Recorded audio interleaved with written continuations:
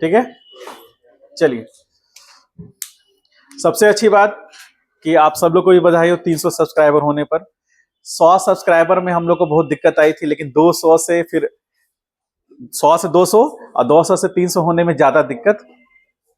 Regular continue चलते रहे हम लोग, इसी को कहते हैं कंसिस्टेंसी। आप कंसिस्टेंट होंगे तो जो भी आपके सब्सक्राइबर हैं वो जेन्युइन सब्सक्राइबर होंगे। जेन्युइन सब्सक्राइबर क्यों हैं? क्योंकि वॉच टाइम हम हमेशा वॉच करते हैं। तो इतने वीडियोस में आपका 500 से ज्यादा, 500 लगभग मान के चलिए कि 550 वॉच टाइम है, 550 आवर्स जो है वॉच टाइम है। तो ये एक मायने रखता है। इसका मतलब है कि लोग सिर्फ देख करके सब्सक्राइब नहीं कर रहे हैं, उसको फॉलो भी कर रहे हैं। तो ये इंपॉर्टेंट चीज है, अचीवमेंट इसको कहेंगे हम लोग। और ये अचीवमेंट सिर्फ थोड़ी ना एक मेरा है, सब लोग ने मिलकर काम किया है। आप लोगों ने भी देखा है, आप लोगों ने भी व्यू बढ़ाया है, वॉच टाइम आप लोग ने भी बढ़ाया है, उस सब का कंट्रीब्यूशन है। इसलिए सबके कंट्रीब्यूशन से ही कोई चीज बेहतर होता है। ठीक है, ये एग्जाम्पल है कि सबके कंट्रीब्यूशन से हम एक बेहतर क्या बोलते हैं सिस्टम बिल्डअप कर सकते हैं, जिसमें सबका कंट्रीब्यूशन होता है। क्योंकि सिस्टम एक आदमी से नहीं बनता है और ना ही एक आदमी से चलता है, उसमें सब लोगों का कंट्रीब्यूशन होता है। और किसी का कुछ कम होगा, किसी का कुछ ज्यादा होगा, लेकिन कंट्रीब्यूशन सबका होगा, है कि नहीं? तो चलिए हम लोग आगे स्टार्ट करते हैं। हम लोग कल हम लोग पढ़े थे कॉलिजन इन 1 डायमेंशन, तो आज हम लोग स्टार्ट करेंगे कॉलिजन इन 2 डायमेंशन। ठीक है, ज्यादा बड़ा नहीं है, सिंपल हम लोग इसको लेकर स्टार्ट कर सकते हैं आगे। कॉलिजन इन 2 डायमेंशन।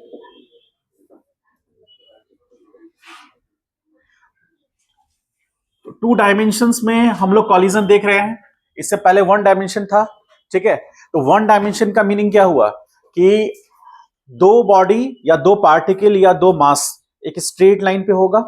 ठीक है, और उनका line of motion, line of collision के पैरेलल होगा। ठीक है, लेकिन यदि कॉलिजन 2 डायमेंशन हो रहा है तो इसका मतलब है कि लाइन ऑफ मोशन और लाइन ऑफ कॉलिजन जो है वो एक लाइन में नहीं है, पैरेलल नहीं है। ठीक है, इसको हम लोग देखेंगे कैसे। तो जैसे मान लीजिए एग्जांपल ले, हम यहां से स्टार्ट करते हैं। थोड़ा हम लोग डायग्राम बड़ा बनाएंगे ताकि हम लोग डिटेल में अच्छे से समझ पाए उसको। मान लीजिए ये m1 मास है और इस डायरेक्शन में चलना स्टार्ट करता है u1 स्पीड से। ठीक है, और यहां पर सपोज करें इस पोजीशन पे ये m2 मास है। ठीक है, तो जब ये बॉल इससे आएगा और यहां पर टकराएगा तो ये उस बॉल का सेंटर हो गया, m1 मास का ये सेंटर हुआ ना, और उसका डायरेक्शन तो यहां स्पीड ये है। इसको हम u2 को मान लेते हैं थोड़ा देर के लिए कि वो रेस्ट पर है।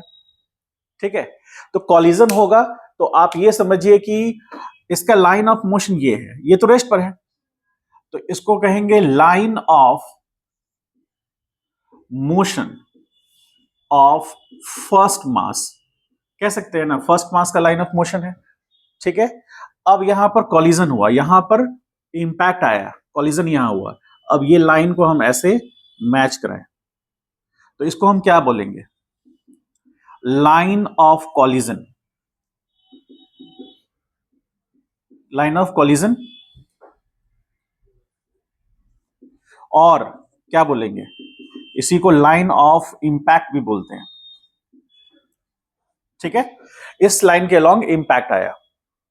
तो अब आप ये देखिए कि लाइन ऑफ कॉलिजन और लाइन ऑफ इंपैक्ट एक ही एक्सिस में है या एक ही लाइन के पैरेलल हैं या अलग अलग हैं? कुछ एंगल बन रहा है उनके बीच में, उनके बीच में कुछ एंगल बन रहा है। तो जब एंगल बन रहा है इसका मतलब है उनके बीच में, मतलब दोनों पैरेलल नहीं है। यदि थीटा 0 डिग्री हो जाएगा तो 1 डायमेंशन मोशन हो जाएगा, और line of motion line of contact के पैरेलल हो जाएगा, लाइन ऑफ कॉलिजन के। लेकिन अभी वो थीटा एंगल बना रहा है, तो इस केस में क्या होगा? इन जनरल जब टकराने के बाद ये बॉडी इस डायरेक्शन में, यानी ये मास इस डायरेक्शन में v1 स्पीड से निकल जाएगा और ये मास इस डायरेक्शन में v2 स्पीड से निकल जाएगा। होगा ऐसा? होगा कि नहीं होगा? तो ये m2 मास हो गया, यहां ये m1 मास हो गया। अब आप ये समझिए कि चूंकि वो अलग अलग एक्सिस में हो गया तो इसलिए इनके बीच में क्या हो रहा है? कुछ एंगल बन रहा है, तो ये एक अलग एंगल पर हुआ और ये अलग एंगल पे हो गया, इसीलिए अब ये जो मोशन हुआ वो 2 डायमेंशन हो गया। ठीक है, क्यों 2 डायमेंशन हो गया? क्योंकि जब ये मास m1 इधर डिस्प्लेस करेगा, मोशन करेगा, तो उसके x कोऑर्डिनेट और y कोऑर्डिनेट दोनों चेंज करेंगे। इसमें भी क्या होगा, जब m2 मास इस एक्सिस के लॉन्ग या फिर इस लाइन में मूव करेगा तो इसका भी x और y कोऑर्डिनेट चेंज करेगा। ये जैसे जैसे इधर अप्रोच करेगा y नेगेटिव होगा, x पॉजिटिव होगा। ये जैसे जैसे आगे अप्रोच करेगा इसका x भी पॉजिटिव होता जाएगा, y भी बढ़ता जाएगा। होगा कि नहीं? ये नेगेटिव y में बढ़ेगा, ये पॉजिटिव y में बढ़ेगा। होगा ऐसा? तो जब x और y दोनों कंपोनेंट, दोनों कोऑर्डिनेट चेंज करेंगे तो मोशन कैसा कहलाएगा? 2 डायमेंशन मोशन। यदि पार्टिकल स्ट्रेट पाथ में मोशन कर रहा है तो उसका y कोऑर्डिनेट तो 0 है। स्ट्रेट पाथ पर मोशन कर रहा है, यदि ये मास यहां से यहां आ गया तो y में तो चेंजेस आया ही नहीं, जो भी चेंजेस आया x के लॉन्ग आया। इसीलिए जब वो m1 मास इस पोजीशन से इस पोजीशन पे आया तो उसको मोशन इन स्ट्रेट लाइन या 1 डायमेंशन मोशन कहे, क्योंकि सिर्फ x कोऑर्डिनेट चेंज किया, y में चेंजेस नहीं आया। लेकिन कॉलिजन होने के बाद जब यही m1 मास अपना डायरेक्शन बदला तो अब इसमें x कोऑर्डिनेट भी इंक्रीज कर रहा है और y कोऑर्डिनेट भी इंक्रीज कर रहा है, इसीलिए ये 2 डायमेंशन मोशन में आ गया। उसी तरह ये m2 मास रेस्ट पे था, इसका कोऑर्डिनेट फिक्स था, लेकिन टकराने के बाद जब इस डायरेक्शन में गया तो उसका y कोऑर्डिनेट नेगेटिव होता चला जाएगा और x कोऑर्डिनेट पॉजिटिव होता चला जाएगा, और इसीलिए ये 1 डायमेंशन से 2 डायमेंशन में कन्वर्ट हो गया। ठीक है, रीजन, सबसे बड़ा रीजन क्या है कि इसका लाइन ऑफ मोशन और लाइन ऑफ कॉलिजन या लाइन ऑफ इंपैक्ट अलग अलग एंगल पर है, पैरेलल नहीं है। ठीक है, तो अब हमको इसका निकालना है, तो आप ये कह सकते हैं कि कंजर्वेशन ऑफ लीनियर मोमेंटम लगा सकते हैं कि नहीं? कंजर्वेशन ऑफ लीनियर मोमेंटम लगेगा हर टाइप के कॉलिजन में। हम लोग डिस्कस किए थे कि जितने टाइप के कॉलिजन होंगे उस सारे टाइप के कॉलिजन में आप कंजर्वेशन ऑफ लीनियर मोमेंटम लगा सकते हैं। वो इस बात पर डिपेंड करता है कि जो कंबाइंड सिस्टम है वो कंबाइंड सिस्टम पर कोई external force, net external force है या नहीं। यदि कंबाइंड सिस्टम पर नेट एक्सटर्नल फोर्स 0 है तो हम कह सकते हैं कि बॉडी पर नेट फोर्स 0 होने के कारण मोमेंटम कंजर्व रहेगा। क्यों? क्योंकि न्यूटन सेकंड लॉ क्या बोलता है? F net is equal to dp upon dt, यानी कि नेट फोर्स यदि किसी बॉडी पर एक्ट करेगा तो उसके मोमेंटम में चेंज आएगा ही आएगा, है कि नहीं? और यदि मोमेंटम में चेंज आ रहा है तो हमको dp अपॉन dt कुछ मिलेगा। dp अपॉन dt क्या बता रहा है? Rate of change of linear momentum with respect to time, और यदि कोई पैरामीटर टाइम के रिस्पेक्ट में चेंज कर रहा है तो उसका dp अपॉन dt या फिर जो पैरामीटर है वो उसको कुछ वैल्यू देगा। जैसे वेलोसिटी चेंज करता है तो dv अपॉन dt कुछ देता है, और वही क्या बन जाता है? एक्सेलरेशन। इसका मतलब है कि dp अपॉन dt जो है ये होगा रेट, तो ये क्या कहलाएगा? फोर्स। जैसे एक्सेलरेशन में क्या होता है? a बराबर होता है dv अपॉन dt, तो जहां पर p है वहां v है और जहां f नेट है वहां एक्सेलरेशन है। ठीक है, तो यहां पर एक पैरामीटर है जिसको हम लोग मोमेंटम करें, यहां एक पैरामीटर है जिसको टाइम कर रहे हैं, और एक पैरामीटर है जिसको नेट फोर्स बोल रहे हैं। ठीक है, नेक्स्ट वाले इसमें इक्वेशन में एक पैरामीटर है जिसको वेलोसिटी बोल रहे हैं, और ये टाइम जो पहले भी यूज हुआ वो टाइम है, और a एक्सेलरेशन है। तो ये सारे पैरामीटर एक दूसरे पर डिपेंड कर रहे हैं। ठीक है, तो अभी हम लोग कंजर्वेशन ऑफ लीनियर मोमेंटम की बात कब करेंगे? जब एफ नेट किस पर? सिस्टम पर। सिस्टम कौन सा है हमारा? 2 मास सिस्टम है। इनिशियली सिस्टम ये था, ठीक, इनिशियली ये था। जब ये मास यहां आ गया तो ये सिस्टम चेंज हो गया। ठीक है, जब हमारा 2 मास सिस्टम है तो वो जो फोर्सेस लग रहा है कॉलिजन के दौरान में, कॉलिजन में इंपैक्ट आएगा ना, तो m1 मास इस पर फोर्स लगाएगा, ये F ऑन 2 ड्यू टू 1 होगा, और इस पे ये फोर्स लगेगा, ये कौन सा होगा? F ऑन 1 ड्यू टू 2 होगा ना। और दोनों का एक्शन रिएक्शन पेयर होगा, इसलिए नेट फोर्स क्या मानेंगे हम? 0 सिस्टम पर। ये जो फोर्स इस पे लगा रहा है और ये जो इस पे फोर्स लगा रहा है वो सिस्टम का इंटरनल फोर्स है। सिस्टम पर कोई एक्सटर्नल फोर्स लगा है क्या? लगेगा, mg लगेगा। तो mg लगेगा तो कौन सा mg होगा? एक m1 प्लस m2 g होगा, और वो बैलेंस किससे होगा? नॉर्मल से। तो सिस्टम पे नेट फोर्स है क्या? नहीं है। जब सिस्टम पे नेट फोर्स नहीं है तो एफ नेट सिस्टम पर क्या हो गया? डीपी अपॉन dt, और ये क्या हुआ, जीरो। तो डीपी अपॉन dt जीरो हुआ, इसका मतलब लीनियर मोमेंटम क्या रहा? अरे इसका ऐसे हम लिख सकते हैं ना, डीपी अपॉन dt जीरो, इसका मतलब डीपी जीरो, डीपी मतलब चेंज इन मोमेंटम क्या हो गया, जीरो। तो यानी कि p final minus p initial क्या हुआ, zero.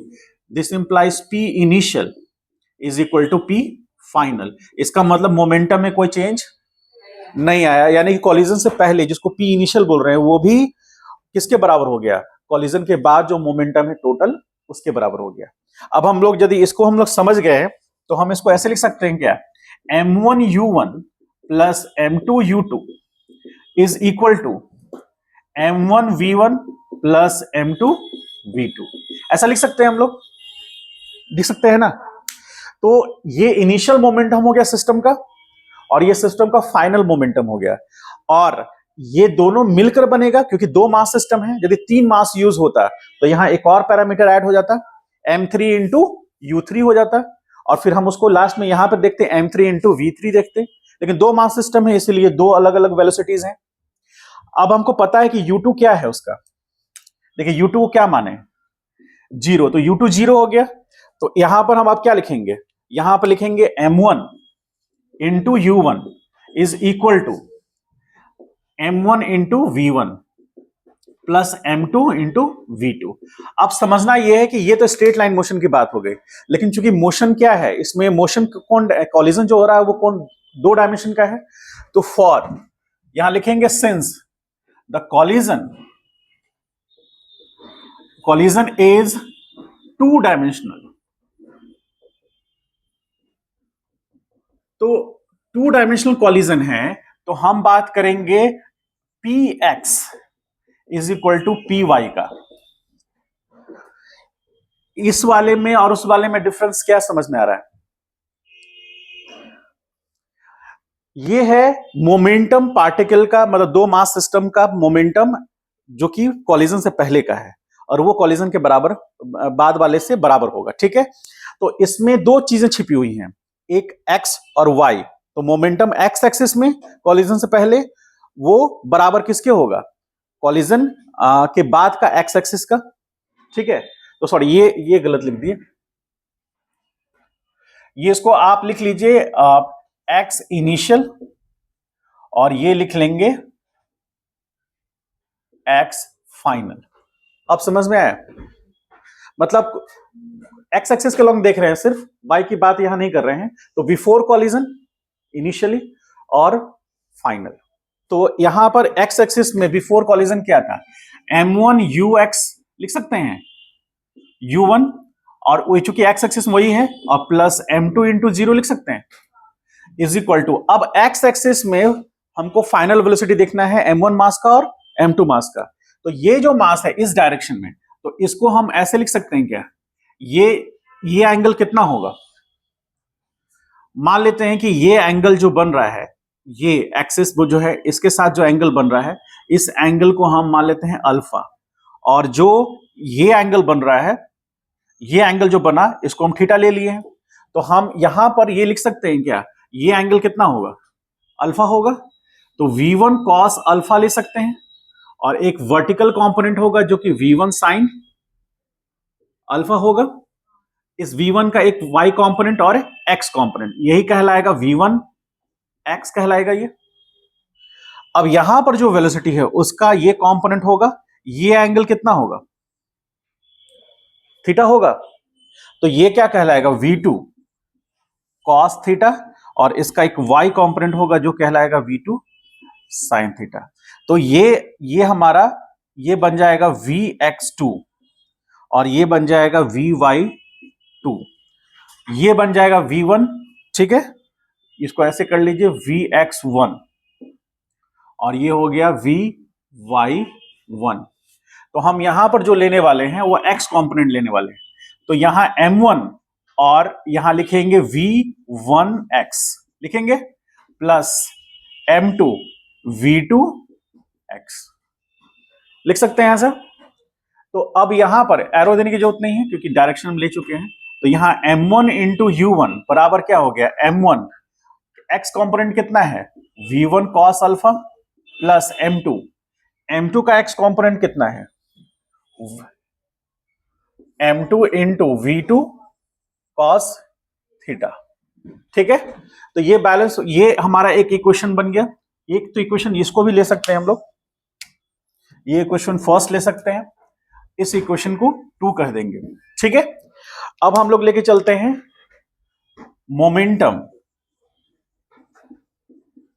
Momentum along y axis. ठीक है, तो लिखेंगे p, यहां पर x लिखे हैं ना, यहां y लिखेंगे, इनिशियल बराबर पी वाई फाइनल। तो इनिशियल में y में क्या है, मोमेंटम 0 है क्या? मोमेंटम मतलब मास तो है, लेकिन पार्टिकल का y एक्सिस में इनिशियल वेलोसिटी है क्या? ना इसका है ना इसका है, क्योंकि इसका y एक्सिस में है ही नहीं कोई, क्योंकि x में मूव कर रहा है ये, तो y कंपोनेंट 0 हो गया इसका, और इसका तो स्पीड ही 0 है। ठीक है, तो इसलिए इस साइड वाले सारा पोर्शन क्या हो गया, 0।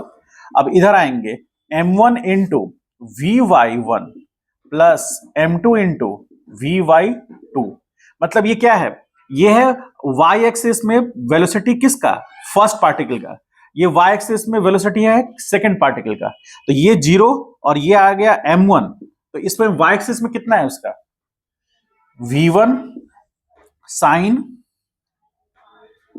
साइन अल्फा और प्लस m2, और ये कितना हो जाए, v2 साइन थीटा। ये हो गया 0। यहां से दिस इंप्लाइज हम क्या कर सकते हैं, एक चीज का ध्यान रखना है, ये वाला जो वेलोसिटी है ये पॉजिटिव होगा कि नेगेटिव होगा, नेगेटिव होगा, होगा नेगेटिव, क्योंकि नेगेटिव y में उसका y कंपोनेंट है। तो ये टर्म जब इधर आएगा तो हम क्या लिखेंगे, this implies m2 into v2 sine theta is equal to m1 into v1 sine alpha. ठीक है, यहां आप m2 into v2 by m1 into v1 is equal to sine alpha upon sine theta, ऐसा ये आप समराइज करके लिख सकते हैं। समझ पाए इस बात को? ये हो गया 2 डायमेंशन में मोशन। अब हम बात करेंगे, मान लीजिए सपोज करें कि चेंज इन काइनेटिक एनर्जी का, तो चेंज इन काइनेटिक एनर्जी मतलब एनर्जी का यदि लॉस हुआ है, तो यदि ये इन इलास्टिक कॉलिजन है तो काइनेटिक एनर्जी में लॉस होगा, यदि इलास्टिक कॉलिजन है तो बिफोर कॉलिजन जो उसके पास टोटल काइनेटिक एनर्जी होगा वो कॉलिजन के बाद के बराबर होगा। तो उसके लिए हमको नहीं सोचना, मान लीजिए इन इलास्टिक कॉलिजन में लॉस ऑफ काइनेटिक एनर्जी की हम बात करेंगे तो हम क्या एक्सप्रेशन आएगा, इसको राइट डाउन कीजिए, फिर हम उसमें आते हैं।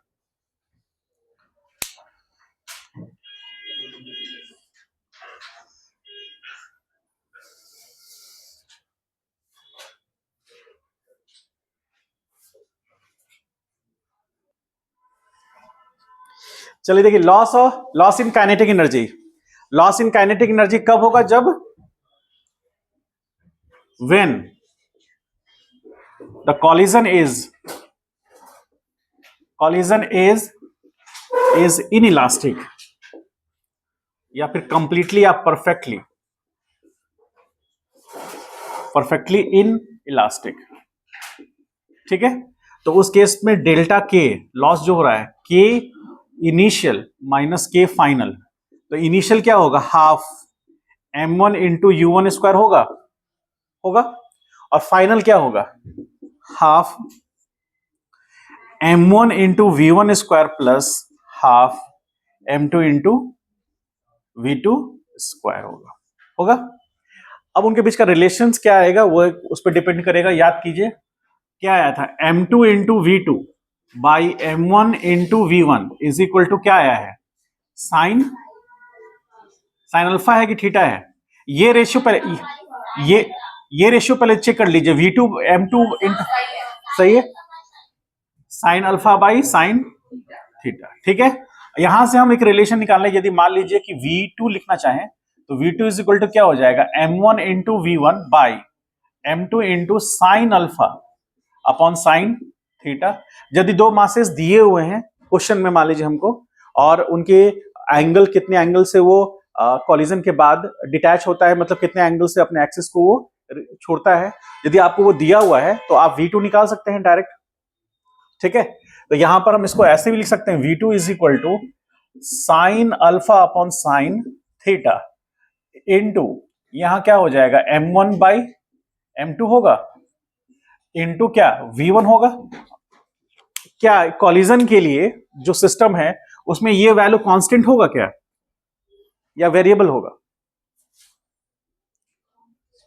जैसे कॉलिजन के बाद जिस एंगल से वो दो पार्टिकल डिटैच हुआ, वो एंगल तो कांस्टेंट रहेगा, मास तो दोनों बॉडी का कांस्टेंट ही रहेगा।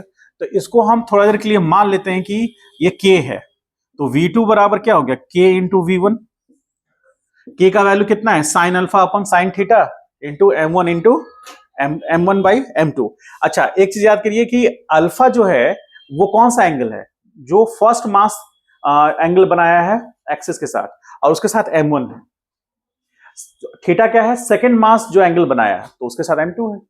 इसको रिलेशन को याद करने का एक तरीका।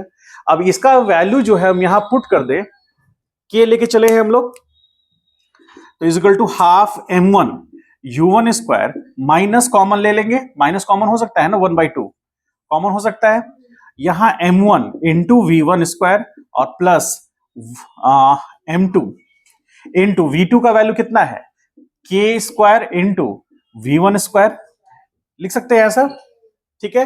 अब V1 कॉमन ले सकते हैं, 1/2 M1 U1 into U1 square into V1 square common ले लिए हम, सॉरी यहां नहीं, -1/2 V1 स्क्वायर कॉमन लिए, तो यहां M1 plus M2 into k square आया।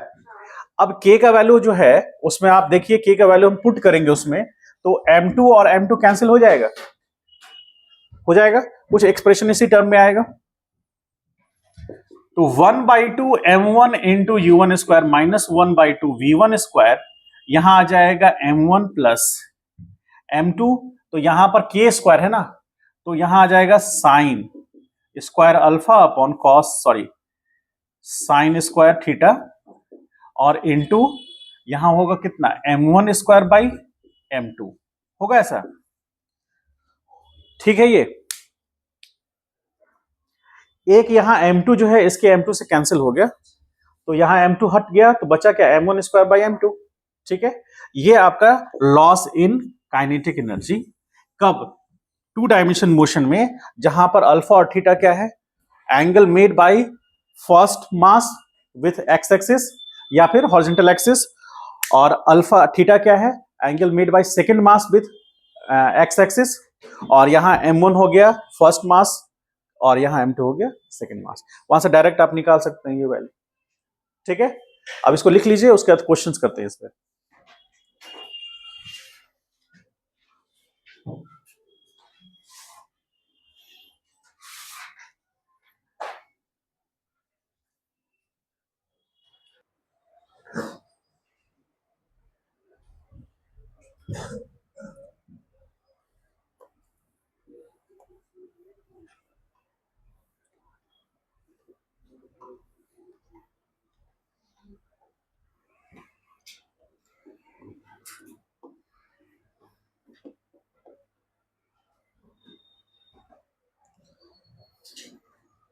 चलिए एग्जांपल देखते हैं हम लोग।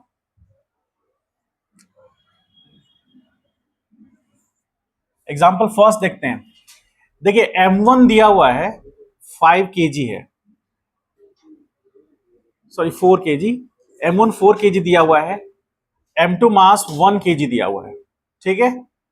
U1 का वैल्यू दिया हुआ है 10 मीटर पर सेकेंड, ठीक है। U1 का वैल्यू दिया हुआ है, आपको अल्फा का वैल्यू दे रखा है। देखिए हमने जो एंगल यूज किया है अल्फा और थीटा, उसकी जगह θ1 θ2 भी हो सकता है, कोई भी हो सकता है।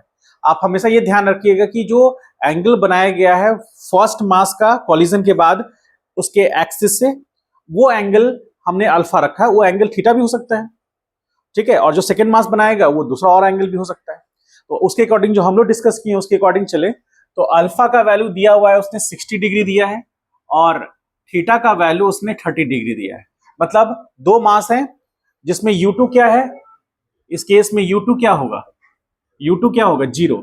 मतलब फर्स्ट मास 1 kg 4 kg का है और उसका इनिशियल स्पीड दिया हुआ है। सब लोग देखें यहां पर, इनिशियल स्पीड दिया हुआ है। कॉलिजन के बाद 2 डायमेंशन कॉलिजन हो रहा है। कॉलिजन के बाद फर्स्ट मास जो एंगल बना रहा है that is 60 degree, second mass 30 degree angle बना रहा है। ठीक है, आपको बताना है कि फाइंड, क्वेश्चन में पूछ रहा है find the ratio of final speed of m1 and m2 masses. मतलब आपसे पूछ रहा है v1 बाई v2, यही ना फाइनल मास होगा, फाइनल स्पीड होगा कोलिजन के बाद। ठीक है, तो हमारे पास एक्सप्रेशन है, कौन सा एक्सप्रेशन है हमारे पास, याद कीजिए, m2 into m2 into sorry m2 into v2 by m1 into v1 is equal to, यहां पर क्या है, sine alpha, alpha by sine theta. तो हमको निकालना है क्या, v1 बाई v2 निकालना है। तो v1 बाई v2, तो यहां आ जाएगा m1 by m2 is equal to sine theta upon कितना, साइन अल्फा होगा। तो यहां पर v1 by v2 is equal to क्या हो गया, m2 by m1 into sine theta by sine alpha. तो m2 कितना है 1 और m1 कितना है 4। साइन थीटा, थीटा का वैल्यू 30 डिग्री, तो साइन 30 डिवीजन में साइन कितना 60 इक्वल टू 1/4। साइन 30 का वैल्यू 1/2 डिवीजन में 60 कितना √3/2, ये कैंसिल हुआ। ठीक है, तो कितना आ गया 1/4 √3, और ये इक्वल टू कितना होगा 1/4 इंटू 1.73। तो फाइनली रेशियो कितना आएगा v1 बाई v2 का, 1 बाई कितना आएगा 1.73 को 4 से मल्टीप्लाई करेंगे कितना आएगा, करिए तो 2 मिनट में, कितना आएगा 4 3 12 होगा ना, तो 12 का 2 होगा, वन टाइम आएगा, यहां पर 28 एक 9 6.92, ये रेशियो ये पूछा जाएगा।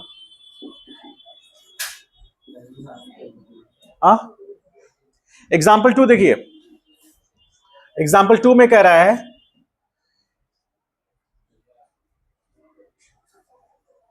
m1 दिया हुआ है 10 kg और m2 दिया हुआ है 12 kg।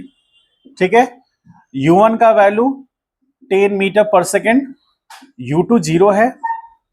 आपसे कह रहा है कि find the ratio of angles. ठीक है, फॉर क्या v1 is equal to 6 metre पर सेकेंड और v2 का वैल्यू दिया हुआ है 8 मीटर पर सेकेंड। कर सकते हैं, सारा कुछ दिया हुआ है, करके निकाल सकते हैं आप लोग। करिए, सॉल्व कीजिए। तो पहले इसको लिख लीजिए, फिर सेकेंड एग्जाम्पल को सॉल्व करके बताइए।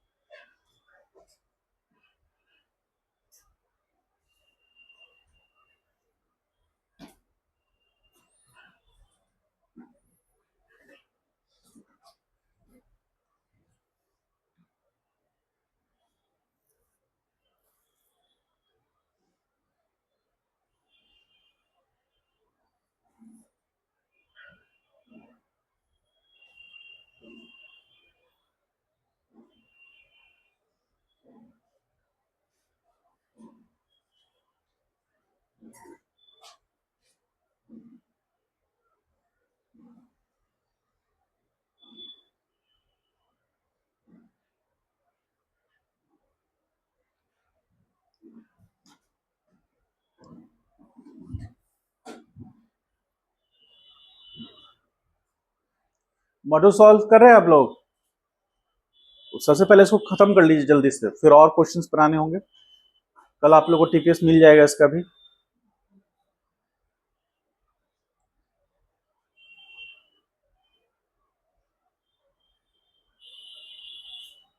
रेशियो एंगल्स में लीजिएगा तो सबसे पहले फर्स्ट मास जिसके साथ एंगल जो भी एंगल बना रहा है फर्स्ट मास डिवाइड बाय जो एंगल बना रहा है सेकंड मास।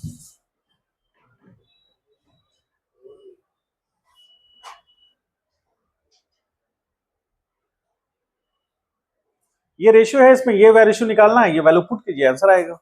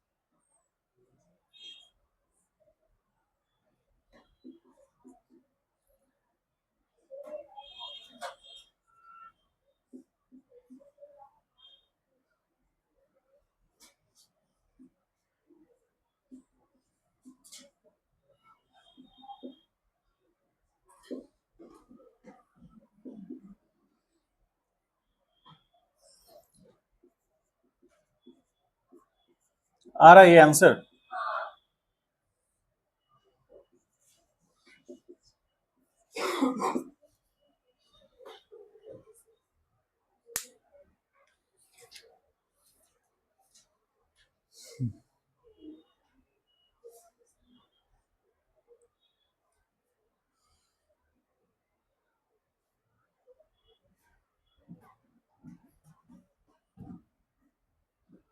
चलो मॉड्यूल निकालिए तो।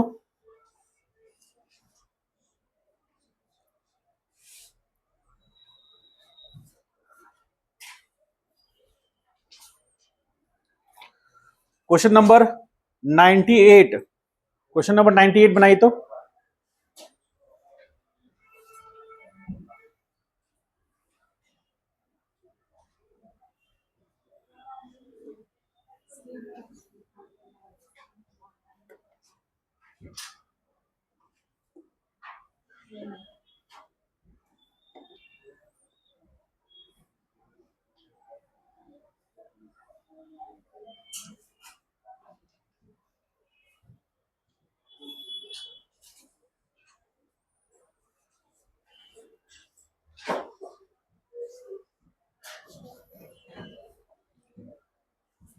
क्वेश्चन नंबर 98 क्या कह रहा है?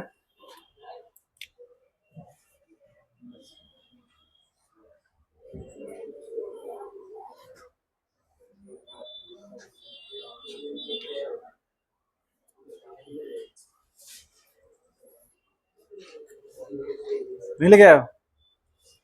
बनाइए 98 नंबर। कितना आंसर आया?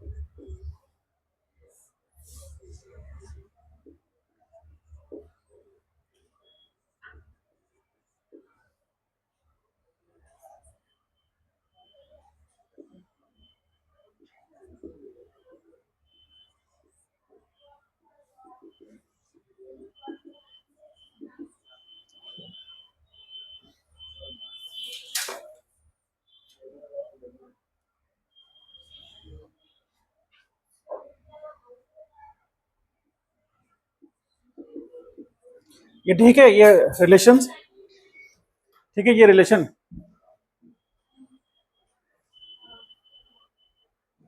टू डायमेंशन कॉलिजन है।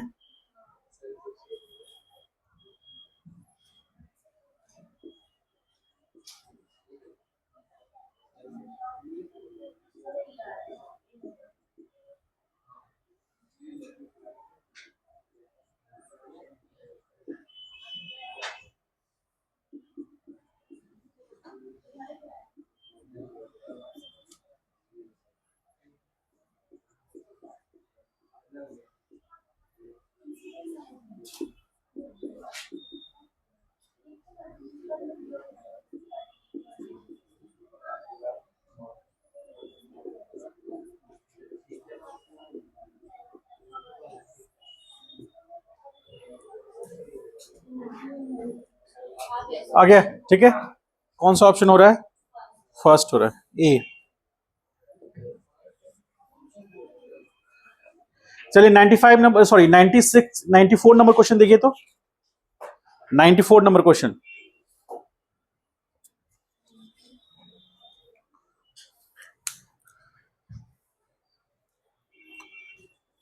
Number question. T77 लिखा हुआ वो कुछ नहीं है। T77 गलत लिखा हुआ है, बस उसका कोई मीनिंग नहीं है वहां।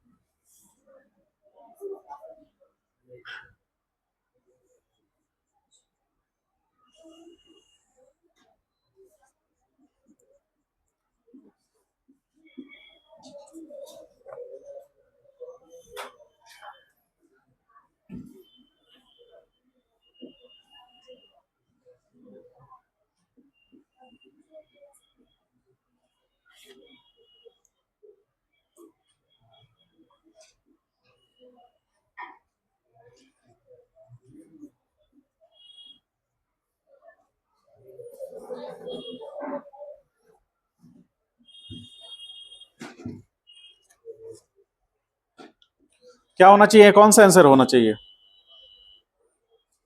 What is the speed with which the bob B start moving? वहां पर एक बॉब बी है, जब इसे टकराएगा तो किस स्पीड से वो मूव करना लगेगा? A bob A of pendulum of mass m released from horizontal to the vertical hits another bob B of the same mass, यानी दोनों का मास क्या है? सेम है। तो M A is equal to M B equal to M है, ठीक है। और कॉलिजन कैसा है? What is speed of the bob B starting? ठीक है, starts moving. Neglect the size of the bob and assume the collision to be elastic. Elastic collision है। Elastic collision है। तो elastic collision है और masses सेम है। तो मैंने बताया था कुछ, याद है वो रिलेशन? ऐसा रिलेशन जिसमें हम सेकंड बी वाला पार्ट की बात कर रहे थे, जिसमें कॉलिजन कैसा है? Elastic. First mass you velocity से मोशन कर रहा है, सेकंड मास रेस्ट पर है, याद है? तो उसमें हमारा फाइनल वेलोसिटी जो v2 था वो कितना था? हाँ, v2 बराबर v1 प्लस u1 था ना? हाँ। तो अब यहां पर हमको ये देखना है कि कॉलिजन के बाद उसके केसेस देखिए कि केसेस में क्या कहता है, जब दो मासेस इक्वल होंगे तब क्या होगा, तब तब V1 क्या हो जाएगा, V1 का एक्सप्रेशन ये है, V1 is equal to M1 minus M2 by M1 plus M2 into U1। ऐसा है क्या V1 का एक्सप्रेशन? ठीक है। और V2 का एक्सप्रेशन क्या है, बोलिए। 2M क्या है,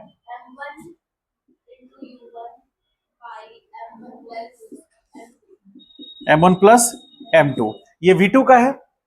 कंडीशन क्या है कि मासेस क्या है, सेम है, तो V1 क्या हो जाएगा, बताइए। मासेस सेम है तो V1 जीरो हो जाएगा। V1 क्या है, V1 है speed of first mass after collision, यानी कि जब ये बॉब यहां से आएगा और इसको हिट करेगा तो ये बॉब आकर यहां रुक जाएगा, क्योंकि कॉलिजन के बाद उसका स्पीड क्या होगा, जीरो होगा। और V2 क्या है, जो सेकेंड बॉब है, यानी कि जो मास B है उसका फाइनल स्पीड, क्योंकि इनिशियल स्पीड तो जीरो है उसका, तो उसका फाइनल स्पीड क्या होगा, V2 बराबर 2M डिवीजन में 2M इंटू U1, ये कैंसिल होगा तो V2 बराबर क्या हो गया, U1। इसका मतलब जिस स्पीड से जो A बॉब है वो जिस स्पीड से टकराएगा वही स्पीड दूसरे वाले बॉब को मिल जाएगा। बात समझ पा रहे हैं इस बात को? तो उस केस में अब हमको ये चेक करना है कि जब वो बॉब A जो है यानी कि MA वो इससे टकराएगा तो क्या स्पीड होगा उस समय, यानी हमको पता करना है V1 क्या होगा। ठीक है, यहां तो उसका स्पीड U क्या है, U1 यहां जीरो होगा, तो यही U1 यहां होगा, U1 होगा ना, क्यों होगा जीरो, समझिए। यहां पर U तो यहां जीरो होगा। U1 है क्या, U1 वो स्पीड है जिससे फर्स्ट मास कोलाइड करेगा, होगा कि नहीं होगा? हा? मतलब initial speed of first mass before collision, तो कॉलिजन में नहीं है, अभी कॉलिजन हुआ नहीं है, तो U1 हम निकालेंगे। ठीक है, तो U1 कैसे निकालेंगे, यहां पर एनर्जी और यहां पर एनर्जी कंजर्व रहेगा, टोटल एनर्जी। तो टोटल एनर्जी यहां पर कितना है, यहां पर टोटल मैकेनिकल एनर्जी क्या है, काइनेटिक प्लस पोटेंशियल, तो काइनेटिक जीरो क्योंकि स्पीड जीरो है, पोटेंशियल कितना हो जाएगा mg, h कितना है, तो यहां आ जाएगा mg इंटू 1।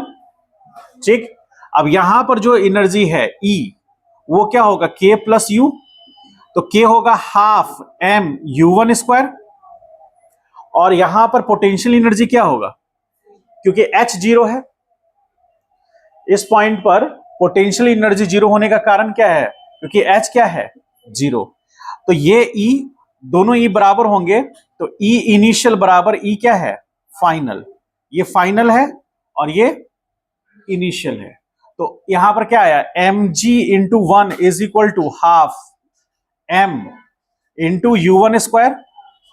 ठीक है, तो m से m कैंसिल हो गया, और यहां पर 2 इंटू जी होगा रूट अंडर बराबर U1, जी का वैल्यू कितना है, 10 है, तो यहां U1 बराबर क्या हो गया, रूट अंडर 20, रूट अंडर 20 का वैल्यू कितना होगा,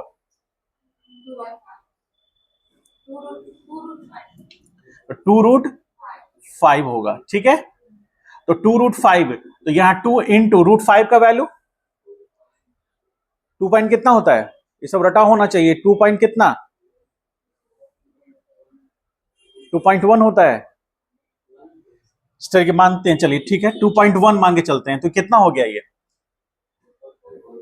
हाँ 4.2 मीटर पर सेकेंड, इस स्पीड से वो कोलाइड करेगा, और V2 किसके बराबर हो जाएगा, यानी कि ये बॉब M जो ये बॉब B2 है, जो B बॉब है वो कितने स्पीड से आगे जाएगा, उतने ही से ही जितना कि ये है, यानी 4.2 के अराउंड में आंसर आना चाहिए, है क्या, 4.47 है। इसका मतलब ये हुआ कि आपने √5 की वैल्यू सही नहीं बताई है, 2 पॉइंट समथिंग हो, 2.23 होगा,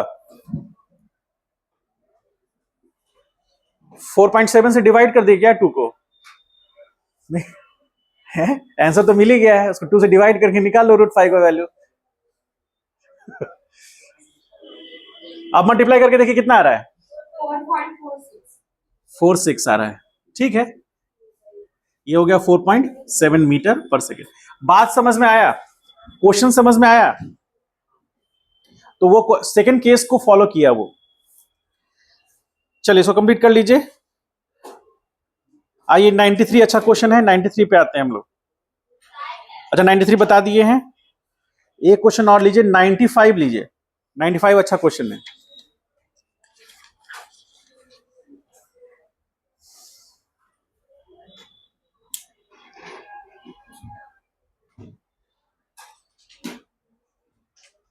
सॉल्यूशन जरूर लिख लीजिए, क्वेश्चन बनाने समय हेल्प करेगा।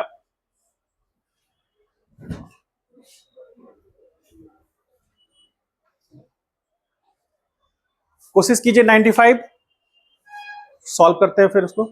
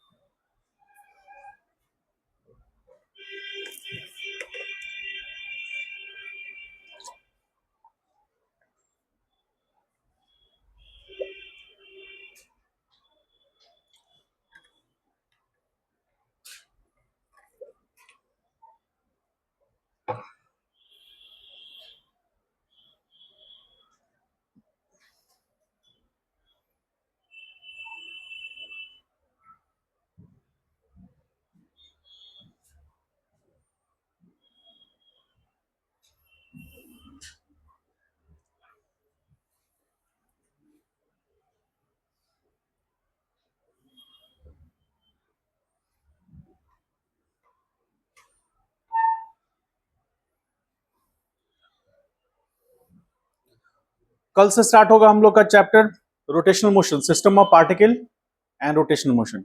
मंडे को जो बच जाएगा क्वेश्चंस के लिए आप लोग उसको बना के आइएगा, मंडे को डाउट सेशन रहेगा। सैटरडे को भी क्लास होगा आपका, सैटरडे को हो सकता है बायो क्लास हो और केमिस्ट्री का क्लास रहेगा सैटरडे को। नहीं मैम नहीं, कोई एक सर है।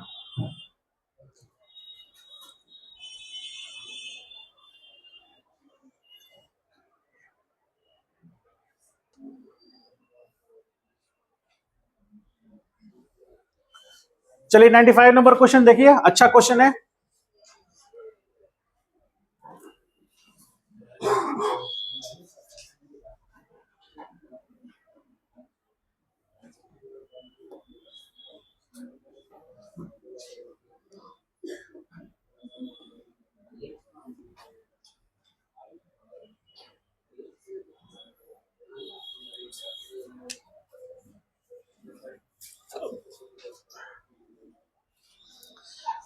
नाइन्टी फाइव क्वेश्चन कर रहा है, ball of mass M fall from the height h on a floor and its coefficient of restitution is e।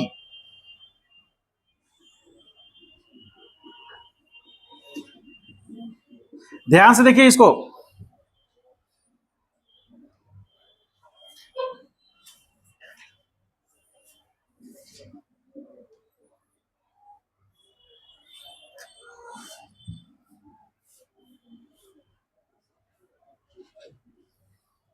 Capital M है क्या? ठीक है चलिए कैपिटल मान लेते हैं। हाइट कितना है?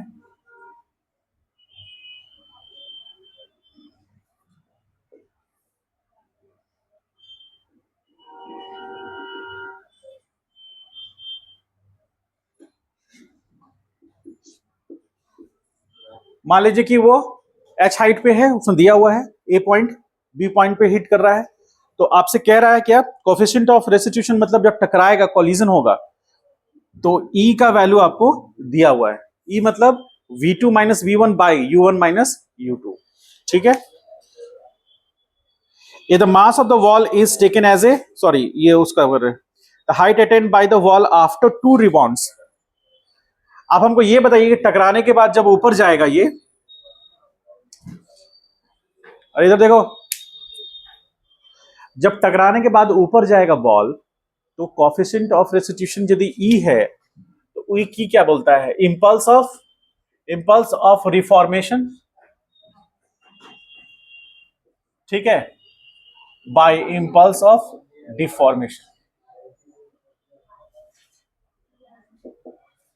कहते हैं ना, तो जितना रिफॉर्म कर जाएगा, द रिफॉर्म जिस स्पीड से कर जाएगा वही स्पीड उसका होगा वहां पर। तो यहां पर डिफॉर्मेशन, तो हम लिखेंगे इंपल्स ऑफ रिफॉर्मेशन बराबर क्या, ई इंटू जो डिफॉर्म कर रहा है, ठीक।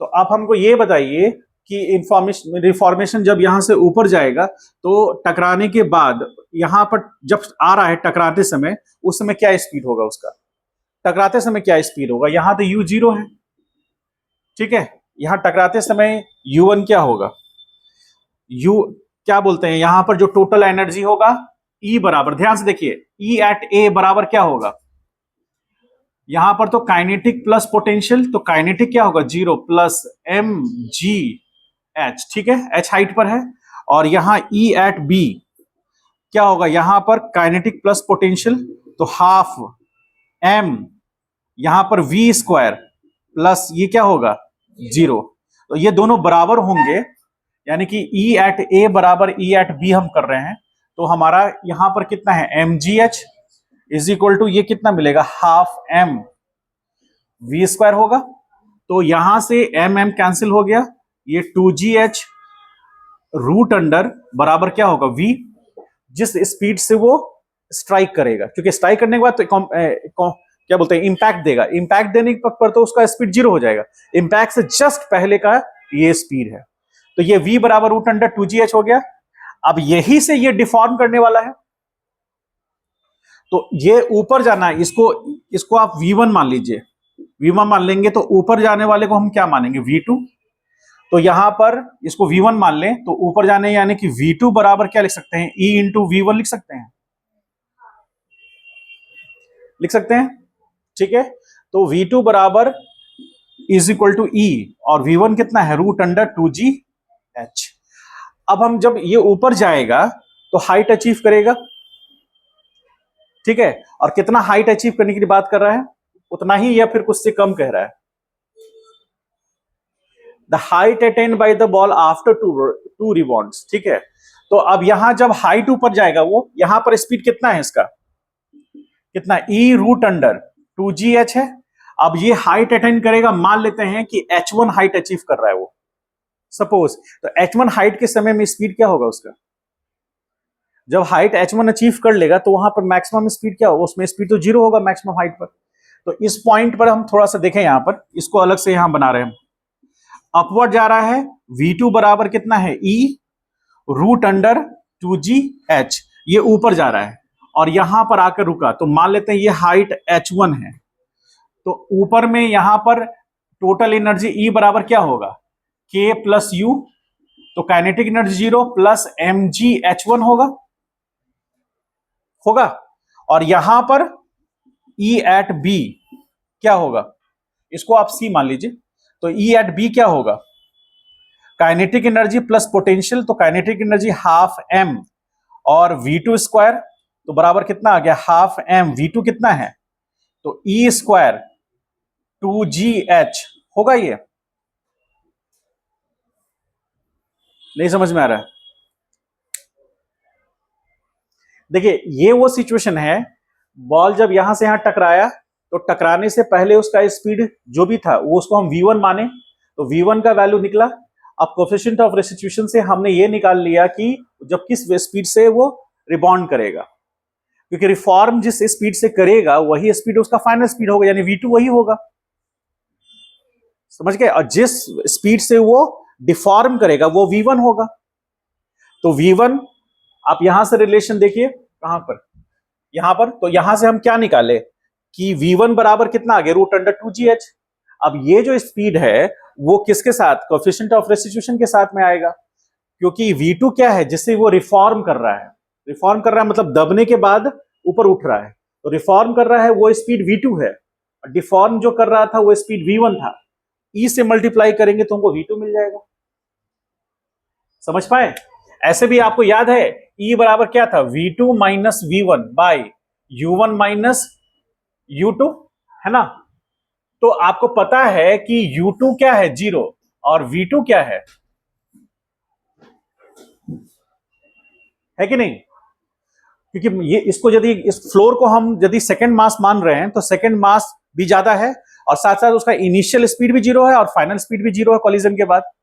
तो उस केस में आप यहां पर यदि लिखना चाहेंगे तो क्या लिखेंगे, E बराबर जो फाइनल वेलोसिटी है वो है कितना, v1, ठीक है, और डिवीजन में जो फाइनल वेलोसिटी छोड़िए टकराने के बाद तो वो v2 है, और v2 है v1, यहां पर हम उसको v1 माने हैं तो यहां v2 कर लीजिए। डिवीजन में यहां पर टकराने से पहले उसका स्पीड कितना था, √2gh था।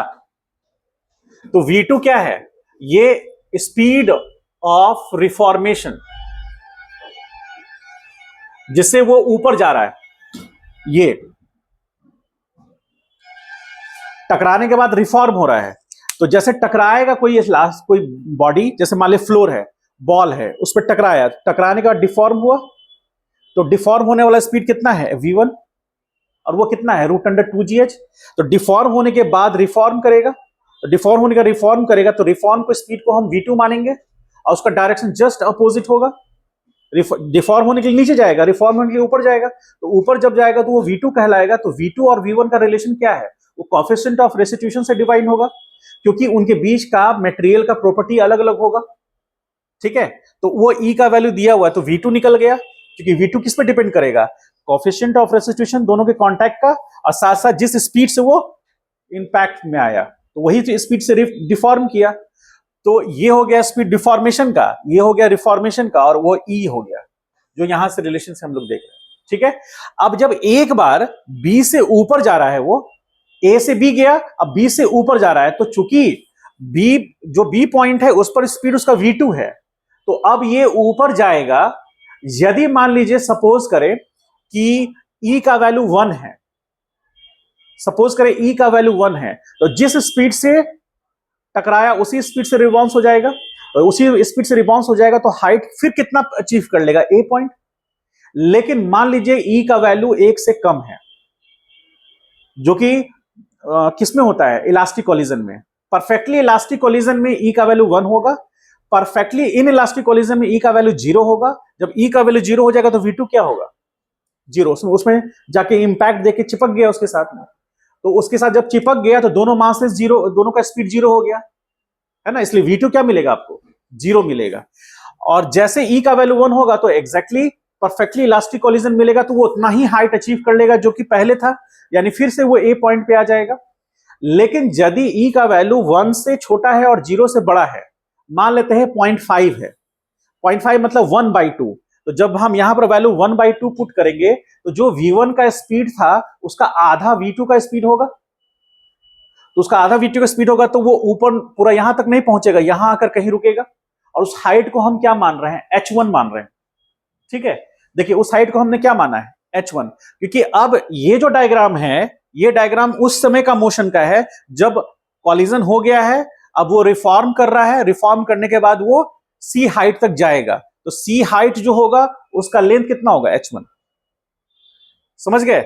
तो h1 उसका हाइट होगा। अब स्पीड यहां से जाएगा, अब यहां पर हम कंजर्वेशन ऑफ एनर्जी लगा रहे हैं, क्योंकि यहां का टोटल एनर्जी इसके बराबर होगा, है ना, क्योंकि हम फ्लोर को और उस मास को कंबाइंड सिस्टम मान रहे हैं, तो टोटल मैकेनिकल एनर्जी कंजर्व रहेगा। तो यहां पर EB जितना होगा उतना ही EC होगा, और EC के समय में काइनेटिक एनर्जी 0 होगा, क्योंकि मैक्सिमम हाइट पर काइनेटिक एनर्जी क्या होगा, जैसे जैसे देखो पेन जैसे हम ऊपर गया तो पेन जैसे जैसे ऊपर जा रहा है उसका स्पीड घट रहा है, घट रहा है, घट रहा है, और मैक्सिमम हाइट वही हाइट होगा जहां स्पीड उसका क्या होगा, क्योंकि फिर से रिटर्न बैक होने लगेगा वो, समझ गए। तो यहां पर मैक्सिमम हाइट तो काइनेटिक एनर्जी 0 mgh1, और ये वैल्यू इसके बराबर होगा, तो h1 निकलेगा। तो यहां से EB बराबर क्या होगा, EC, तो EB कितना है, half m E² 2gh is equal to वहां पर mgh1, तो mgh1 में m चला गया, ठीक है, जी से जी चला गया तो H1 कितना आया, हाफ ई स्क्वायर, और ये भी कट गया तो कितना आ गया H1, ई स्क्वायर एच आया, आ स्क्वायर एच आया, ठीक। तो ई स्क्वायर एच आया जब फर्स्ट रिबाउंस हुआ।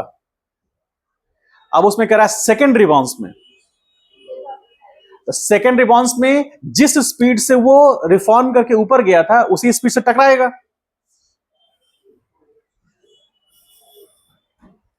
होगा कि नहीं होगा ऐसा, जिस स्पीड से ऊपर गया वो उसी स्पीड से वो टकराएगा, क्यों, क्योंकि फिर उतना ही हाइट अचीव करेगा तो उसी से टकराएगा। अब फिर टकराने के बाद फिर ई मल्टीप्लाई होगा उसके साथ में, तो यहां से क्या निकलेगा, देखिए यहां से H1 निकला है ना, तो अगला जो स्पीड होगा, मतलब अगला हाइट H2 जो होगा, H2 कितना होगा, H2 हो जाएगा कितना बताइए, तो H2 हो जाएगा E इंटू H1 होगा, ठीक है, E इंटू H1, तो E into H sorry E square into H1 होगा। कैसे होगा ई स्क्वायर इंटू H1, कि वो जब टकराएगा तो उस स्पीड से टकराएगा, किस स्पीड से, ये वाला स्पीड से, रूट अंडर ये वाला कौन हो गया, ये वाला स्पीड से टकराएगा। अब इससे टकराएगा तो फिर से रिबाउंस होगा उतनी ही हाइट पर।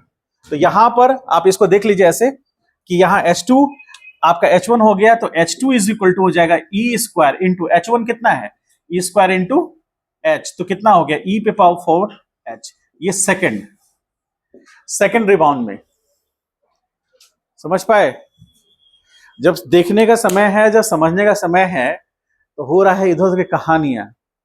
अभी तो सुनाएंगे हम भी बढ़िया से, जब टेस्ट में मार्क्स कम आएगा फिर, ठीक है, समझ गए।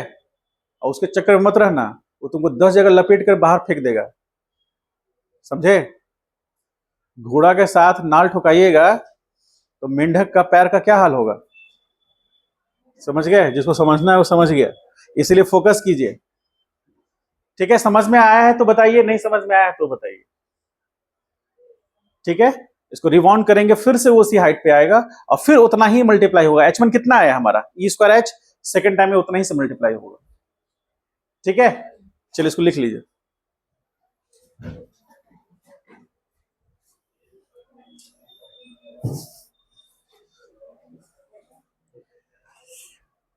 तुमको अगले क्लास में यहां बैठाएंगे फिर, समझ गए हैं। आपने तो पढ़ लेते, दूसरे का पढ़ाई डिस्टर्ब करते रहते हो।